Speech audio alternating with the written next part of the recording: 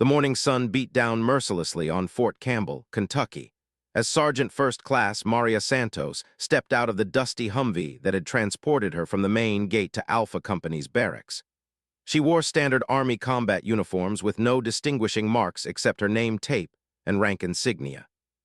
Her dark hair was pulled back in a regulation bun, and despite being 28 years old, her youthful face and petite frame made her look like she could be fresh out of basic training. Maria hefted her duffel bag over her shoulder and looked around at the familiar sights and sounds of an active Army base.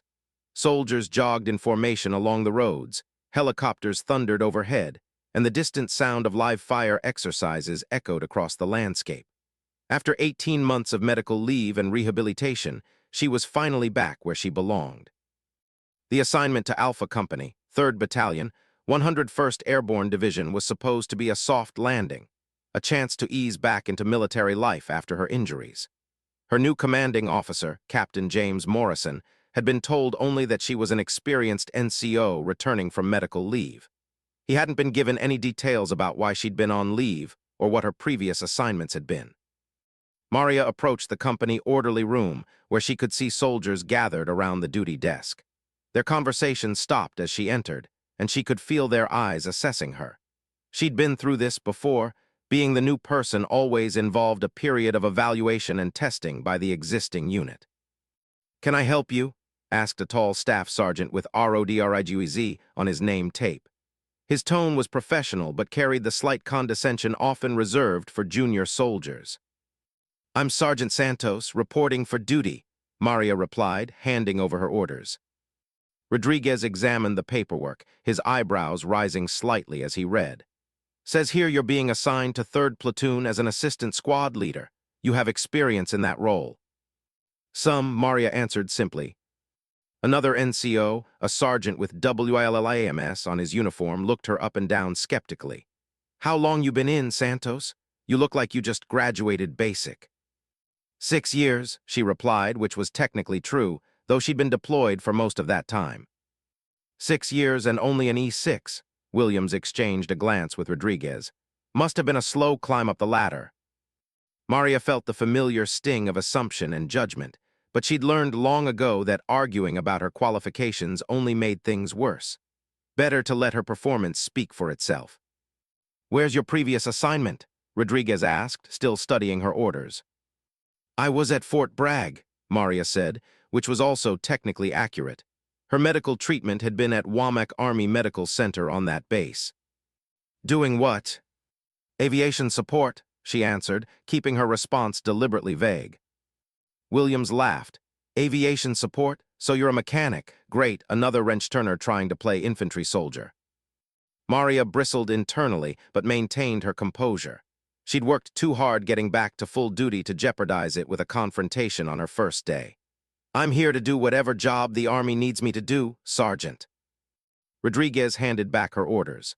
"All right, Santos. 3rd Platoon is out on a training exercise right now, but they'll be back this afternoon. You can bunk in Bay 3 for now. Williams will show you where to stow your gear." As Williams led her to the barracks, he kept up a running commentary about the company's standards and expectations. "This isn't some rear-echelon maintenance unit, Santos. We're light infantry. We do real soldiering here. You're going to have to prove you can keep up." "I understand, Sergeant." "I hope so. We've had too many transfers from support units who thought infantry work was going to be easy. Most of them washed out pretty quick." Maria nodded politely while Williams showed her to an empty bunk and locker. The bay was typical of Army barracks everywhere, rows of beds with minimal privacy, and the institutional smell of disinfectant and floor wax. She'd lived in similar accommodations in Afghanistan, though those had usually come with the added excitement of occasional mortar attacks. "Company formation is at 1700, Williams said. "Make sure you're there in full uniform, looking sharp. First impressions matter around here." After Williams left, Maria unpacked her belongings methodically. Most soldiers accumulated lots of personal items during their service, but Maria's possessions were surprisingly minimal. The long months of medical treatment had taught her to appreciate simplicity. She did carefully unpack one item, a small wooden box that she placed at the back of her locker, out of sight but within reach. Around noon, she made her way to the dining facility for lunch. The DFAC was crowded with soldiers from various units, and Maria found a quiet table where she could observe without attracting attention. She noticed several female soldiers scattered throughout the facility, but they were significantly outnumbered by their male counterparts. The infantry remained one of the Army's most male-dominated career fields. As she ate, Maria overheard conversations from nearby tables. Much of the talk centered on upcoming training exercises, weekend plans, and good-natured complaints about Army life. She found the normalcy comforting after so many months away from military culture. "Hey, are you the new transfer to Alpha Company?" Maria looked up to see a young female private standing beside her table. The soldier looked nervous but determined to make conversation. "Yes, I'm Sergeant Santos." "I'm Private Martinez, Sergeant. I'm in Bravo Company, but I heard there was a new female NCO joining Alpha. There aren't many of us in the infantry companies." Maria gestured for Martinez to sit down. She remembered being that young soldier, eager to connect with other women in what could be a lonely environment. "How long have you been here, Private?" "About 4 months, Sergeant. It's been challenging sometimes. Some of the guys are great, but others make it clear they don't think women belong in infantry units." Maria nodded, understanding the struggle. "How are you handling it?" "Trying to work twice as hard as everyone else, Sergeant. Hopping to prove I deserve to be here." "That's good, Martinez, but remember, you already deserve to be here. The Army put you here because you're qualified. Don't let anyone convince you otherwise." Martinez smiled, looking relieved to hear encouragement from a senior NCO. "Thank you, Sergeant. It means a lot to hear that from someone who's made it to E6. As Martinez left to return to her unit, Maria reflected on the conversation. She'd been that young soldier once, fighting for acceptance and respect in a male-dominated environment.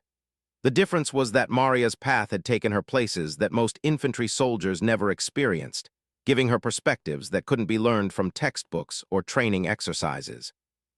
That afternoon, she watched from the barracks window as 3rd Platoon returned from their field exercise. About 30 soldiers dismounted from transport vehicles, their uniforms dusty and faces tired from whatever training they'd been conducting. She could see them immediately: the easy camaraderie of soldiers who'd worked together, the professional efficiency of well-trained troops, and the inevitable grumbling about equipment and leadership decisions. Her new platoon sergeant, Sergeant First Class Thompson, appeared to be in his mid-30s with the confident bearing of an experienced infantry NCO. Maria could see him organizing the equipment turn-in and giving instructions to his squad leaders. This would be her new boss, and first impressions would be crucial for establishing her place in the platoon's hierarchy. As evening approached and the time for company formation drew near, Maria prepared her uniform with the meticulous attention to detail that had been drilled into her since basic training. Every crease was sharp, every insignia properly positioned, every piece of equipment clean and serviceable. She was about to rejoin the Army's operational forces, leaving behind the sterile world of hospitals and physical therapy. Tomorrow would bring new challenges, new opportunities to prove herself, and new chances to serve the mission she'd dedicated her life to. Maria just hoped she was ready for what came next. The nightmares had mostly stopped, and the physical injuries had healed, but she still carried invisible scars from her last deployment. Being around soldiers again, hearing helicopters overhead, handling weapons, all of it brought back memories that she'd learned to manage but couldn't completely suppress. As she headed to formation, Maria caught her reflection in the barracks window. The young woman looking back at her bore little resemblance to the soldier she'd been 18 months ago. That person had been confident, almost fearless, sustained by the belief that she was invincible. This version was older, more cautious, marked by experience and loss. But she was still a soldier, still committed to serving her country and the men and women who wore the same uniform. Whatever challenges lay ahead, she would face them with the same determination that had carried her through everything else. The company formation was about to begin, and with it, the next chapter of her military career. The company formation took place on the large asphalt pad behind Alpha Company's headquarters building, with soldiers arranged in 4 precise platoon formations. Maria stood in the back rank of 3rd Platoon, having been positioned there by Sergeant First Class Thompson, who had introduced himself with a firm handshake and a curious look that suggested he was trying to figure out what to make of his new team member.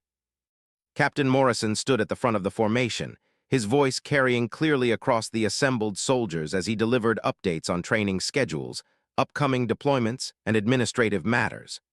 Maria listened attentively while also observing the soldiers around her, their posture, their attentiveness, their obvious respect for their leadership. "Before we dismiss," Captain Morrison announced, "I want to introduce our newest team member.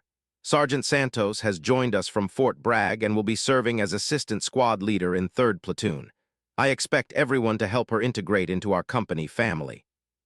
Maria felt dozens of eyes turned toward her, and she maintained the position of attention while hearing murmurs of conversation from the ranks. She caught fragments of comments. "Looks young. Wonder what her background is. Hope she can keep up." After the formation dismissed, soldiers began breaking into small groups for evening chow or personal time. Maria was approached by several members of her new platoon, each offering variations of polite but cautious greetings. "Welcome to 3rd Platoon," said Specialist Johnson, a lanky soldier with a friendly demeanor. "Where'd you serve before this?" "I was deployed to Afghanistan," Maria replied, which was true but incomplete. "Cool, what unit?" "I was there with the 82nd Airborne in 2018. Maria hesitated slightly. "I was with a joint task force, moved around a lot." Sergeant Davis, one of the squad leaders, stepped into the conversation. "Joint task force? What was your job over there?" "Aviation support," Maria said, using the same vague description she'd given earlier. "So you maintained helicopters?" Davis pressed. "What kind? Chinooks, Blackhawks?" "Various platforms," Maria answered, then quickly changed the subject. "What kind of training does the platoon focus on here?" Davis seemed to sense her reluctance to discuss details and didn't push further, but Maria could see the questions in his eyes. Her evasiveness was probably creating more curiosity than honest answers would have. Sergeant Thompson approached the group. "Santos, let me show you how we organize our squad structure here. You'll be working with 2nd Squad initially."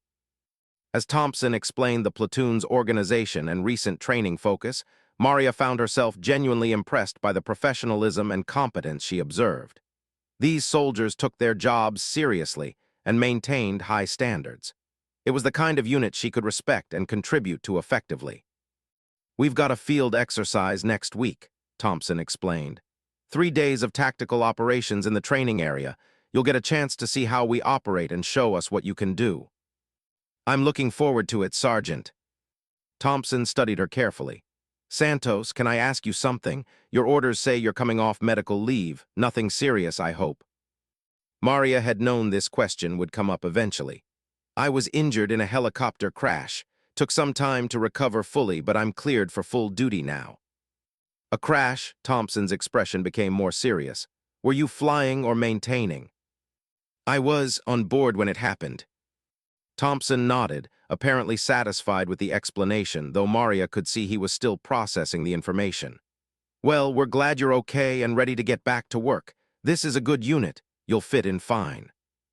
That evening, Maria found herself in the common area of the barracks, where several soldiers were watching television and playing cards.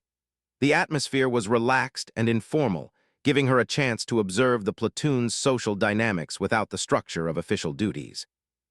"Hey, Santos," called Specialist Rodriguez from a card table. "You want in on this poker game? We're playing for reasonable stakes, nothing that'll get us in trouble with the first sergeant." Maria considered the invitation. Card games were a traditional way for soldiers to bond, but they could also be a source of conflict if personality clashes emerged. Still, it was important to participate in unit social activities. "Sure, deal me in."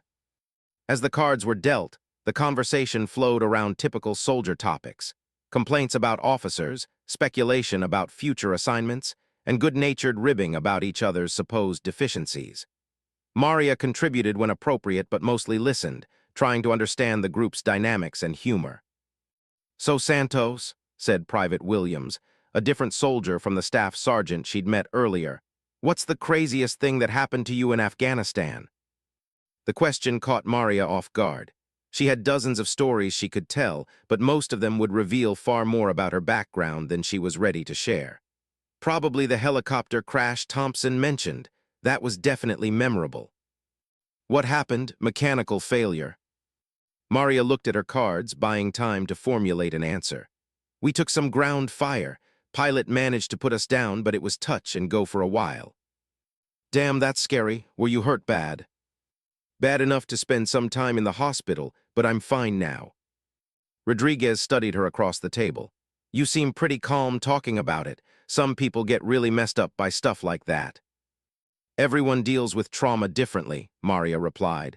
I had good medical care and good support. That makes a difference. The conversation moved on to other topics, but Maria noticed that several soldiers continued to glance at her throughout the evening. Her reluctance to provide details was clearly generating curiosity, and she realized she might need to be more forthcoming if she wanted to integrate fully into the unit. Later that night, as she lay in her bunk listening to the familiar sounds of soldiers settling in for sleep, Maria reflected on her first day. The platoon seemed competent and professional, with the kind of unit cohesion that came from training together and trusting each other. But she was also aware that she remained an outsider, viewed with the mixture of curiosity and skepticism that new arrivals always faced. More concerning was her own reaction to being around soldiers again. The sound of helicopters overhead during the day had triggered brief moments of anxiety, and she'd found herself unconsciously checking for exits whenever she entered a new building. The psychological effects of her crash were more persistent than the physical injuries had been. But she was determined to push through the challenges and prove herself worthy of her place in the platoon. These soldiers deserved leaders who were fully committed and capable, and Maria intended to be both. The alternative, medical retirement or a re-echelon assignment, was unacceptable to her. As she finally drifted off to sleep, Maria's mind wandered to the wooden box in her locker. Inside was the one item she'd insisted on keeping from her previous assignment, her old call sign patch. Valkyrie, in bold letters, earned through actions that had made her something of a legend in certain aviation circles. But that was the old Maria from before the crash, before the long months of recovery, before the doubt and fear that now shadowed her confidence.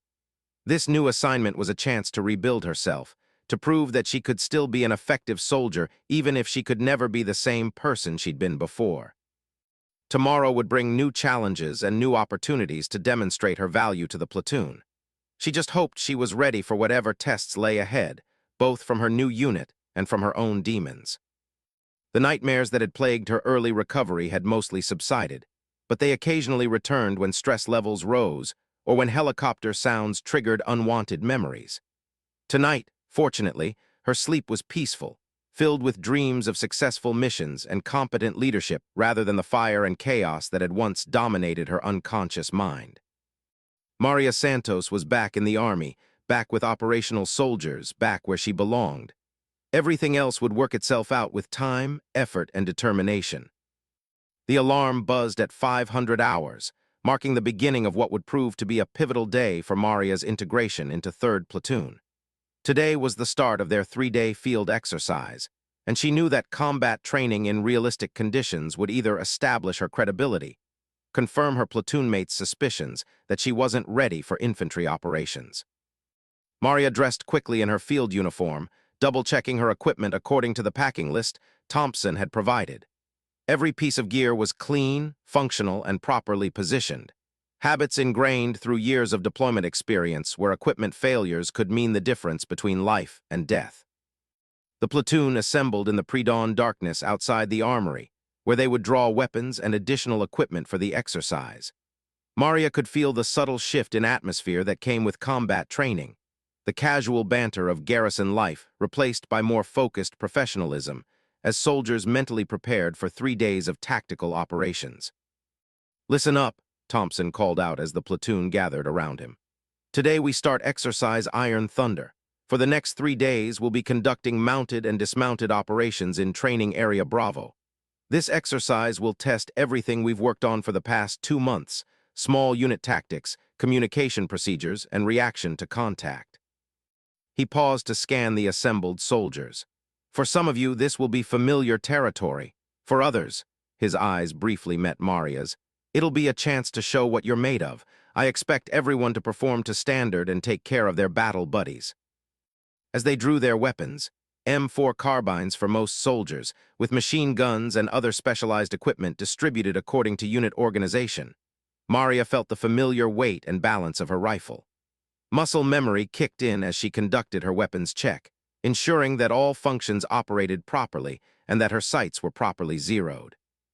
Specialist Johnson noticed her efficient handling of the weapon. "You seem comfortable with that rifle, Santos. Did you see much action in Afghanistan?" "Some," Maria replied, not wanting to elaborate on the numerous combat missions she'd flown as a helicopter crew chief and door gunner.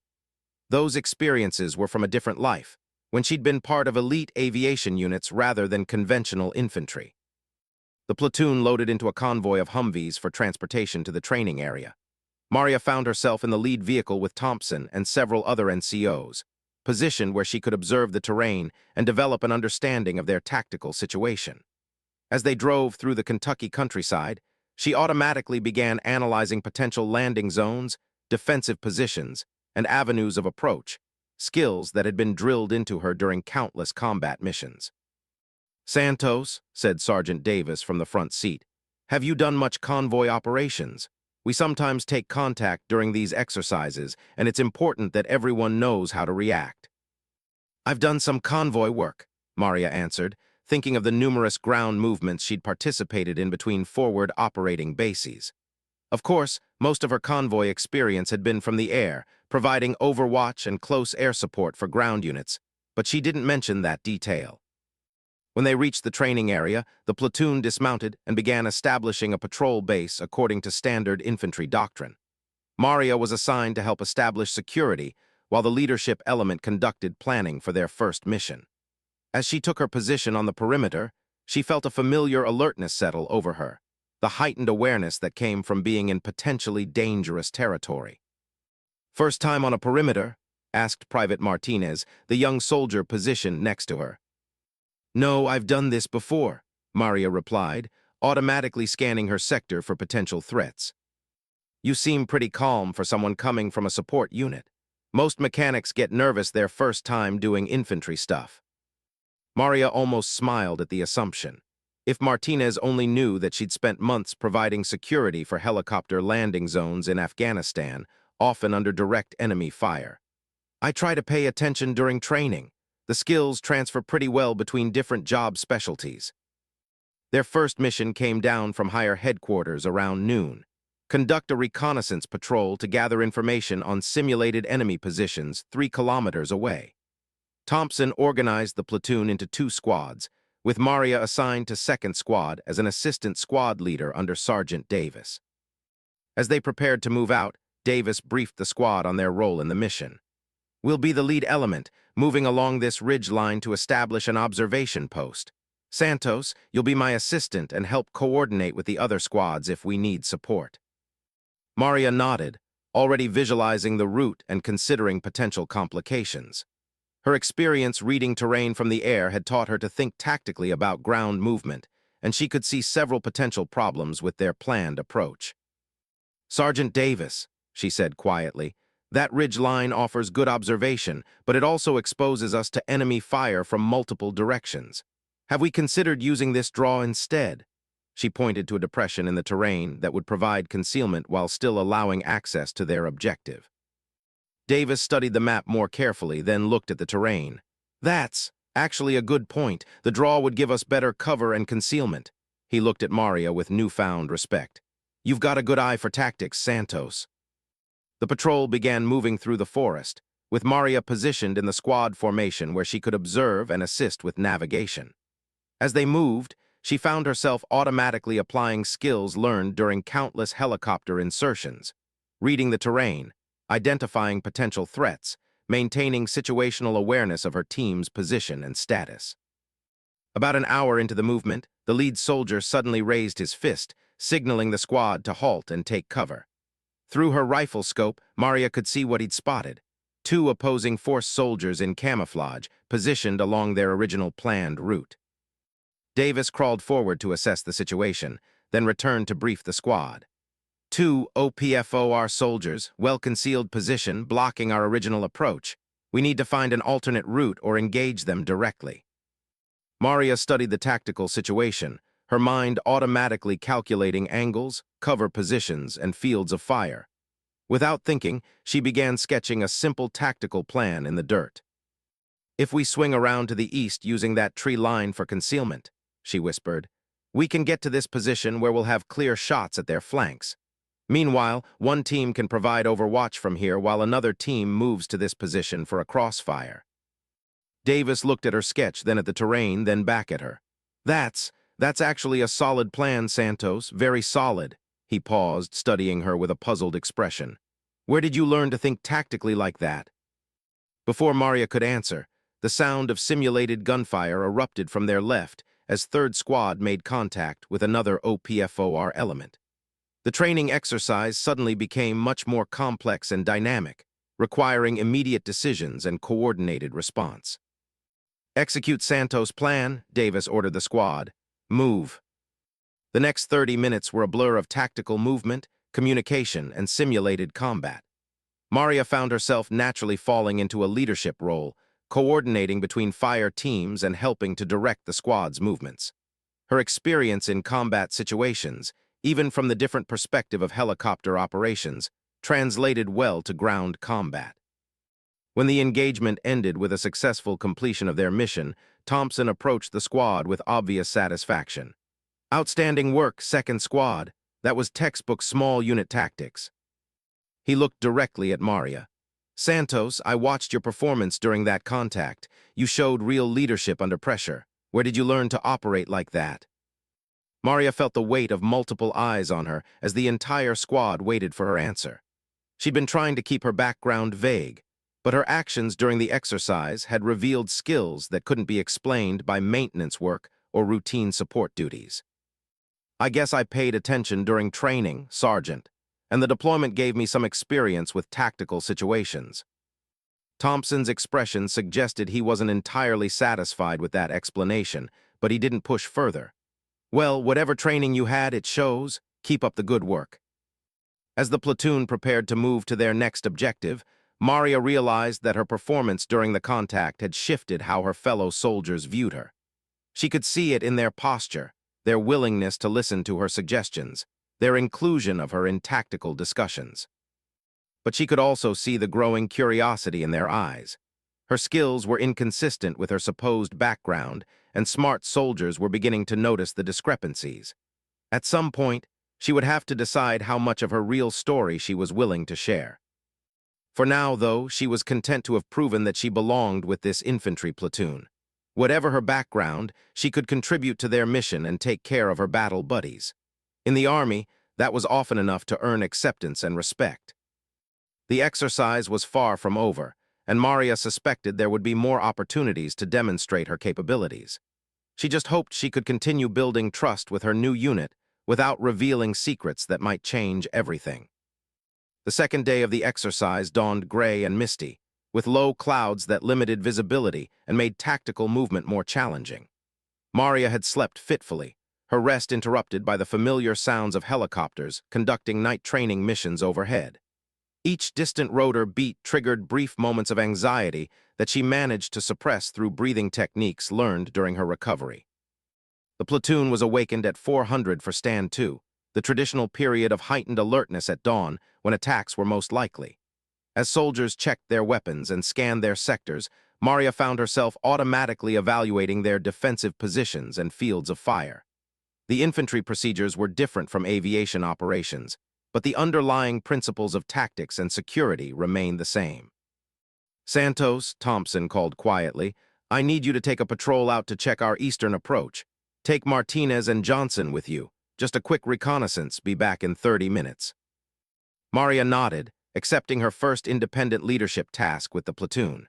As she briefed Martinez and Johnson on their mission, she felt the familiar weight of responsibility for other soldiers' safety. During her deployment, she'd been responsible for helicopter crews and the ground units they supported. This was smaller in scale, but no less important. "We'll move along this stream bed for concealment," she told the two soldiers, pointing to her map. "Johnson, you take point. Martinez, you're our rear security. I'll navigate and maintain communication with base." The patrol moved out through the misty forest, with Maria using terrain features to navigate while maintaining constant awareness of their position relative to the patrol base. As they approached their objective, a small hill that overlooked the platoon's defensive positions. She signaled for the patrol to halt and take cover. Through her binoculars, Maria could see what Thompson had suspected. Two OPFOR soldiers were indeed conducting surveillance of their position from the hilltop. The enemy had an excellent view of the platoon's defensive positions and could direct attacks or call in indirect fire if left undisturbed. "We need to neutralize that observation post," she whispered to her patrol members. "But we also need to do it quietly so we don't alert other enemy units in the area." Johnson, who had initially seemed skeptical of taking orders from someone he viewed as inexperienced, was now listening intently to her tactical assessment. "How do you want to handle it, Sergeant?" Maria studied the terrain and enemy positions, her mind automatically calculating approaches, timing, and contingencies. "Martinez, you stay here and provide overwatch. If we get in trouble, you call for support and cover our withdrawal. Johnson, you come with me. We'll circle around to the north where that tree line provides concealment, then close on their position from the blind side." The movement took 15 minutes of careful stalking through thick undergrowth. Maria found herself drawing on skills she'd learned during survival training and combat missions. How to move silently, how to use terrain for concealment, how to approach a target without detection. When they reached the final assault position, she hand-signaled Johnson to wait while she assessed the situation one final time. The two OPFOR soldiers were focused on their observation mission and hadn't detected the approaching patrol. Maria gave Johnson the signal to move, and they simultaneously rushed the position from different angles. "You're dead," she announced quietly to the surprised opposing force soldiers. "Drop your weapons and equipment." The OPFOR team leader, a staff sergeant from another company, looked at Maria with obvious surprise. "Nice work, Sergeant. That was a textbook approach and assault. Where did you learn to move like that?" Before Maria could answer, Johnson spoke up with genuine admiration in his voice. "Sergeant Santos, that was incredible. I've never seen anyone read terrain and plan an approach that quickly. Are you sure you were just doing maintenance work in Afghanistan?" Maria felt the familiar discomfort of having her skills noticed and questioned. "You learn to adapt in a combat environment," she said evasively. "Different situations require different skills." As they returned to the patrol base, Johnson continued to pepper her with questions about her deployment experience. "Did you ever work with infantry units over there? You seem to know a lot about small unit tactics." "I worked with various units. You pick things up when you're around experienced soldiers." "What kind of maintenance did you do? Fixed-wing aircraft or helicopters?" Maria hesitated. "Helicopters mostly." "That's cool. Did you ever fly in them during missions, or just work on them when they came back?" The questions were becoming increasingly difficult to answer without revealing her true background. "I flew in them sometimes," she admitted, which was technically accurate even if it didn't convey the full scope of her role as a crew chief and door gunner. When they reached the patrol base, Thompson was waiting with obvious concern. "How did it go? I heard you made contact with the OPFOR observation post." "Two enemy personnel neutralized, Sergeant. The threat to our position has been eliminated." Thompson smiled with satisfaction. "Outstanding work. Tell me how you handled the approach and assault." As Maria briefed the successful mission, she noticed other soldiers gathering to listen. Word of her tactical competence was spreading through the platoon, and she could see the growing respect in their expressions. But she could also see the questions. Her performance was inconsistent with her supposed background, and smart soldiers were beginning to notice the inconsistencies. "Santos," said Specialist Rodriguez, "I've been thinking about what you said yesterday about being in a helicopter crash. Were you passengers or crew when it happened?" The question stopped Maria cold. Being passengers would be consistent with her cover story about being maintenance personnel, but saying she was crew would raise questions about her actual role on the aircraft. "We were," she paused, realizing that any answer would lead to more questions. "It's complicated. The mission involved multiple personnel with different roles." Rodriguez nodded, but Maria could see he wasn't entirely satisfied with the explanation. Neither was Thompson, who was studying her with the analytical expression of an experienced NCO trying to solve a puzzle. The rest of the day proceeded with additional training scenarios that tested various aspects of small unit operations. In each case, Maria found herself naturally assuming leadership roles and making tactical decisions that impressed her fellow soldiers. By evening, when they established their night defensive positions, it was clear that the platoon's opinion of her had shifted dramatically. "Santos," Thompson said as they prepared for the night, "I want you to know that your performance today has been exceptional. You've shown real leadership potential and tactical competence that's beyond what I expected from someone coming off medical leave." "Thank you, Sergeant. I'm just trying to contribute to the mission." "You're doing more than contributing. You're setting an example for the rest of the platoon." He paused, studying her carefully. "Can I ask you something personal?" Maria tensed, knowing that the question she'd been dreading was finally coming. "Your tactical skills, your leadership under pressure, your ability to read terrain and make quick decisions. These aren't abilities that most soldiers develop in support roles. What was your actual job in Afghanistan?" Maria looked around at the soldiers preparing their defensive positions, at the men and women who were beginning to trust her leadership and rely on her tactical judgment. She thought about the wooden box in her locker back at Fort Campbell, with its Valkyrie patch that represented a different life and a different version of herself.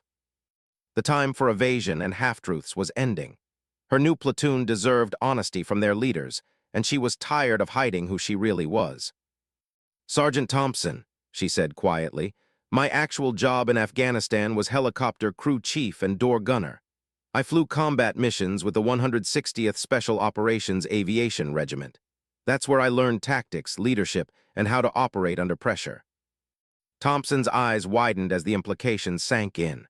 The 160th SOAR was legendary in Army circles, the elite Night Stalkers who supported the most dangerous special operations missions. "Jesus Christ, Santos, you're a Night Stalker, why didn't you tell us?" Before Maria could answer, the sound of helicopter rotor blades echoed across the training area as aircraft conducted night operations overhead. The familiar sound triggered an immediate physiological response, racing heart, sweating palms, shallow breathing, that Maria struggled to control. Thompson noticed her reaction immediately. "Santos, are you okay?" Maria forced herself to breathe steadily, using techniques learned during therapy to manage her anxiety response. "I'm fine, Sergeant, just still dealing with some aftereffects from the crash." But as she looked up at Thompson's concerned face and the gathering soldiers who had overheard the conversation, Maria realized that her secret was finally out. Tomorrow, she would have to explain everything, her real background, her injuries, and why she'd been so reluctant to reveal the truth about who she really was. The Night Stalker was about to tell her story. The third morning of the exercise broke clear and cold, with frost covering the soldiers' equipment and breath visible in the crisp air. Maria had spent much of the night awake, knowing that the conversation with Thompson could no longer be delayed. Word of her 160th Special Operations Aviation Regiment background had spread quietly through the platoon during the night, and she could feel the weight of their curiosity and expectations. Thompson approached her position as the platoon prepared for the day's final training scenario.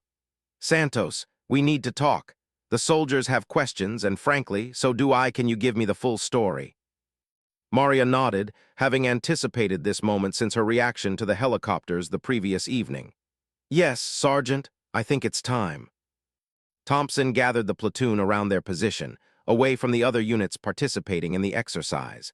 The soldiers formed a loose circle, their expressions a mixture of curiosity, respect, and concern. Maria could see that her revelation about the Night Stalkers had fundamentally changed how they viewed her, but they still didn't understand why she'd been so secretive about her background.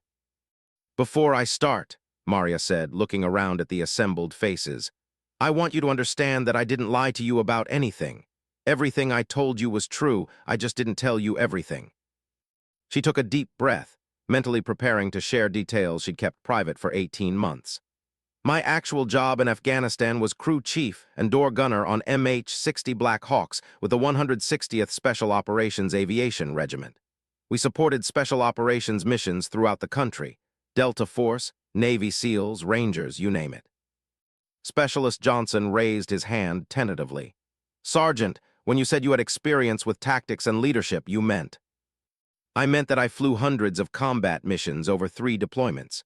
I was responsible for aircraft systems, defensive weapons, and getting special operations soldiers in and out of hostile territory safely." The platoon was silent, processing this information. Maria could see the respect in their eyes, but also confusion about why she'd hidden such an impressive background. The helicopter crash I mentioned happened during my third deployment, she continued. We were inserting a special operations team near Kandahar when we took heavy ground fire. The pilot managed to auto-rotate the aircraft down, but it was a hard landing. 2 crew members were killed, and I spent 4 months in various hospitals recovering from my injuries. Private Martinez spoke up quietly. What kind of injuries, Sergeant? Broken ribs, collapsed lung, traumatic brain injury, and severe burns on my left side. But the physical injuries healed. The psychological effects took longer to address. Maria paused, struggling with the most difficult part of her story. For a while, I couldn't handle being around helicopters. The sound of rotor blades would trigger panic attacks. I had nightmares, flashbacks, trouble concentrating. The Army gave me all the time I needed to recover, but I wasn't sure I'd ever be able to serve effectively again. Thompson's expression was serious but compassionate. That's why you reacted to the helicopters last night. Yes, I'm much better now, but I still have occasional anxiety reactions. That's why I requested assignment to an infantry unit instead of returning to aviation. I needed to prove to myself that I could still be an effective soldier, even if I couldn't fly anymore. Specialist Rodriguez looked puzzled. But Sergeant, why didn't you just tell us this from the beginning? Being a night stalker is something to be proud of, not hide. Maria had been dreading this question because it required her to admit to fears and insecurities that didn't fit the image of a confident NCO. Because I wasn't sure I was still that person. The soldier who flew those missions was confident, almost fearless. She believed she was invincible. After the crash and the long recovery, I didn't know if I could live up to that reputation. She gestured to the soldiers around her. You all accepted me as Sergeant Santos, a maintenance soldier trying to learn infantry skills. If I'd told you I was a decorated night stalker, your expectations would have been different. You would have expected exceptional performance, and I wasn't sure I could deliver that anymore. Thompson nodded slowly, understanding beginning to show in his expression. So you wanted to prove yourself without the burden of your reputation. Exactly. I needed to know that I could still be an effective leader and soldier based on who I am now, not who I used to be. Johnson spoke up with obvious admiration. Sergeant, you've more than proven that. Your performance over the past 2 days has been exceptional by any standard. Thank you, but there's more you should know.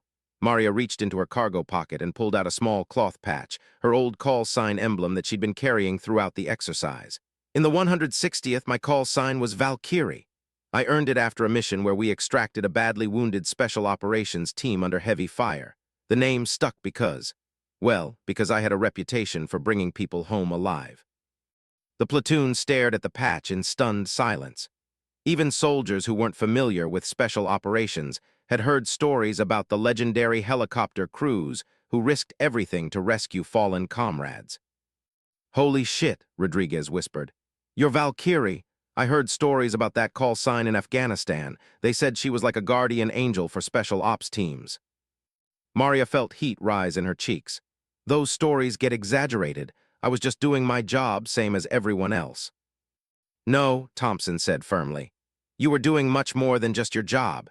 The reputation of the Night Stalkers is built on people like you, soldiers who risk everything to bring their people home. He looked around at the assembled platoon. Now I understand why your tactical skills are so advanced. You learned them supporting the most elite units in the Army in the most dangerous situations imaginable. Private Martinez raised her hand tentatively. Sergeant, can I ask why you chose infantry instead of trying to return to aviation? Wouldn't that have been easier? Maria considered the question carefully. Because I needed to prove something to myself. Flying was what I did, but soldiering is who I am. I needed to know that I could still serve effectively even if I couldn't do the specific job I'd trained for. And now, Thompson asked, how do you feel about your decision? Maria looked around at the soldiers who had become her team, her responsibility, her military family. Over the past 3 days, she'd found something she hadn't expected, a sense of purpose and belonging that didn't depend on helicopters or special operations missions. I feel like I'm exactly where I need to be, she said honestly. This platoon, this mission, these soldiers, this is my chance to continue serving, just in a different way. Thompson smiled with obvious satisfaction. Well, Valkyrie, you've definitely proven that you belong here. In fact, I can't imagine 3rd Platoon without you now. The formal training exercise concluded later that day with a successful completion of all objectives. As the platoon prepared to return to Fort Campbell, Maria reflected on the transformation that had occurred over the past 3 days. She'd arrived as a mysterious new soldier with a vague background. She was leaving as a trusted member of the team, with her real story finally told. But more importantly, she'd proven to herself that her value as a soldier wasn't limited to her past achievements. The helicopter crash had ended one chapter of her career, but it had also opened the door to new opportunities for service and leadership. As their convoy drove back to the base, Maria listened to the easy conversation and laughter of soldiers who had bonded through shared challenges and mutual respect. The sound of helicopters overhead no longer triggered anxiety. Instead, it reminded her of the proud tradition she'd been part of and the new mission she was helping to accomplish. Sergeant First Class Maria Valkyrie Santos was home.